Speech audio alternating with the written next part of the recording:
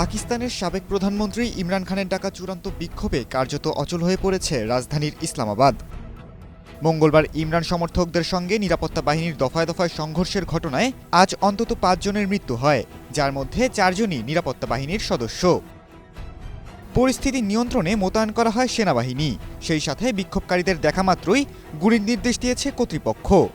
কিন্তু এই কঠোর নির্দেশের পরও রাজপথে অবস্থানরত বিক্ষোভকারীদের ঠেকানো যায়নি। ইমরানের দল পাকিস্তান তেহরিক-ই-ইনসাফ ইসলামাবাদের ডি চকে সমাবেশ করার ঘোষণা দেয়। দলের সদস্যরা সেখানে পৌঁছালে পরিস্থিতি নিয়ন্ত্রণে নিরাপত্তা বাহিনী টিয়ার গ্যাস নিক্ষেপ করে। পাকিস্তানের স্বরাষ্ট্রমন্ত্রী মহসিন নকভি জানিয়েছেন, সরকার বরাবর আলোচনার মাধ্যমে পরিস্থিতি সামাল দেওয়ার চেষ্টা করছে। তবে পিটিআই নেতৃত্ব আলোচনা থেকে শুধু সময় নিয়েছে এবং রাজধানীর দিকে অগ্রসর হয়েছে। পরিস্থিতি নিয়ন্ত্রণে ইসলামাবাদের আইজিকে কঠোর পদক্ষেপ নিতে বলেছেন তিনি। এদিকে সংঘর্ষের মধ্যেই মুলতান, রাজনপুর, গুজরাট সহ কয়েকটি এলাকায় ইন্টারনেট পরিষেবা বিচ্ছিন্ন করে দেয় প্রশাসন।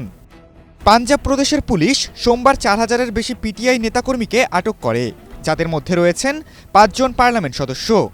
নিরাপত্তা কর্মকর্তা শাহিদ নওয়াজ এ তথ্য নিশ্চিত করেন।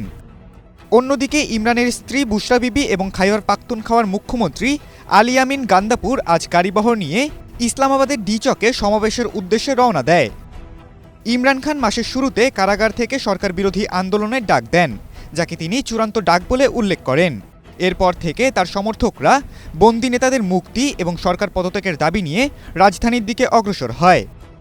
২০২২ সালে অনাস্থা ভোটে ক্ষমতাচ্যুত হওয়ার পর থেকে ইমরান খান একাধিক মামলার মুখোমুখি হয়েছেন।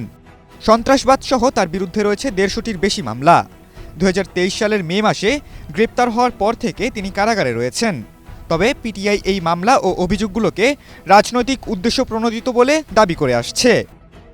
ইমরান খানের গ্রেপ্তার ঘিরে এর আগেও দেশব্যাপী সহিংস বিক্ষোভ হয়েছে। তার মুক্তি এবং দলের ওপর চাপ কমানোর দাবিতে সমর্থকরা ফের রাস্তায় নেমেছেন। খালিদুল ইসলাম তানভীর, এটিএন বাংলা।